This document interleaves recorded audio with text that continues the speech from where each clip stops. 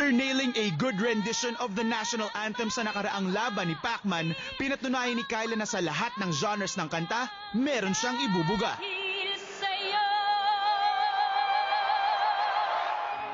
Kaya naman she continues to inspire fellow performers na ginagaya ang kanyang style. From her voice to her looks. Isa na rito si Karina May Totaan, a 23-year-old medical transcriptionist and nursing graduate from Cavite. Yung nagustuhan ko kay Kyla kasi napakasimple lang niya. As in, sobrang down to earth. Tapos, ang galing niya maglaro ng boses. Talagang pag pinapakinggan mo siya, as in, feel good music talaga. She is hailed as a singing sensation of Magwayan Creative Scholars Guild of Pamantasan ng Lungsod ng Maynila. But aside from her powerhouse voice, another thing that sets Karen apart from other Kyla fanatics...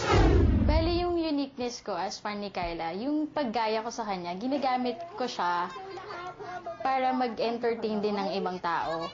Like sa mga outreach program namin, yun, kapag nagpa-perform kami, ayun, kakanta ako doon. Palakpakan po natin si Ate Karen!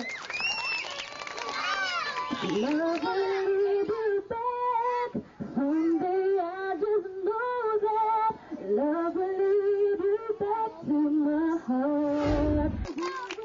Ang PLM Magwayan Creative Scholars Guild kasi ay isang non-profit organization sa PLM. So lahat talaga ay pursigido talaga sa talento. Kaya naman naisip namin na dahil ito'y God-given talent, gusto naman namin pamahagi ito sa mga taga-Maynila rin, ng mga kabataan, tulad dito sa Barangay 274, Zone 25. Kasi pag kumakanta kasi ako, tapos nakikita yung mga batang natutuwa sila kasi kinakantahan sila, malaking bagay na para sa amin yun.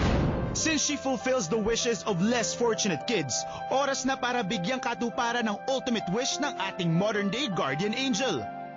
Yung ultimate wish ko lang naman, pag nakita ko si Kyla, sana mabigyan ako ng chance na makaduet siya ulit.